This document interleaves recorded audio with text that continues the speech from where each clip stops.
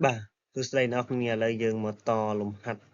kho bỏ dớ để limit x kết rọc muối rư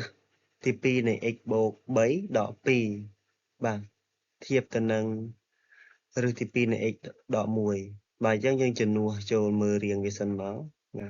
trong bây giờ chân nua mùi được nông x nhưng thả bàn muối bột bấy mà buôn buôn trình pi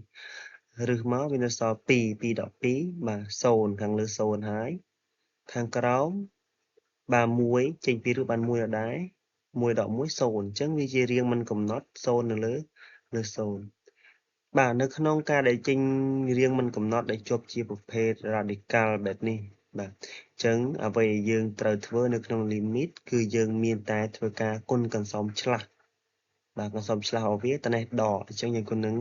បូកទៅបាទខាងក្រោមដូចគ្នាយើងត្រូវគុណនឹងកន្សំឆ្លាស់បាទអញ្ចឹងកាលណាយើងគុណខាងលើនឹងកន្សំប៉ុណ្ណឹងខាងក្រោមក៏យើងត្រូវគុណប៉ុណ្ណឹងដែរបាទនេះដូចគ្នាយើងត្រូវគុណទាំងកន្សំឆ្លាស់ដូចគ្នាបាទអញ្ចឹងគោលបំណងនៃការគុណកន្សំឆ្លាស់របស់យើងគឺគោលបំណងរបស់យើងឲ្យចូលរូបមន្ត a ការ៉េដក b ការ៉េស្មើនឹង a ដក b កតា a បូក b បាទអញ្ចឹងខាងលើនេះវាចូលហើយគឺចូលបាទចូល a ដក b កតាឲ្យ a បូក b អញ្ចឹង a ដក b កតាបូក b គឺស្មើនឹង a ការ៉េបាទ a ការ៉េដក b ការ៉េបាទខាងក្រោមដូចគ្នាបាទវាចូលជារូបមន្តដូចគ្នាគឺ a ដក b បាទឬទី2នៃ x នេះគឺជាតួ a ហើយ1នេះគឺជាតួ b បាទអញ្ចឹង a ដក b កតាឲ្យ a បូក b ស្មើនឹង a ការ៉េដក b ការ៉េបាទនេះអញ្ចឹងក៏សូមឆ្លាស់របស់យើងនៅខាងនេះគឺយើងរក្សាទុកនៅដដែលបាទយើងអត់ទាន់ធ្វើអីវាទេបាទអញ្ចឹងយើងចូលមកយើងអាចបដាច់រឹសបានបាទយើងអាចចេញពីរឹសបានណាដោយសារតែ2សម្រួលបានបាទអញ្ចឹងវានៅសល់ x បូក3ដក14 4នេះបានមក2ការ៉េបាទ2ការ៉េនេះលើកតែ2ទេអត់មានលើកដកដែរទេបាទអញ្ចឹងវានៅសល់4ហើយអានេះគឺចេញមកបាន x ដក11ហើយកន្សំរបស់យើងនៅដូចតាមបាទអញ្ចឹងយើងឃើញថាសំគៀងទូទាត់មកយើងបានខាងលើ x ដក1ខាងក្រោម x ដក1អញ្ចឹងអាចសម្រួល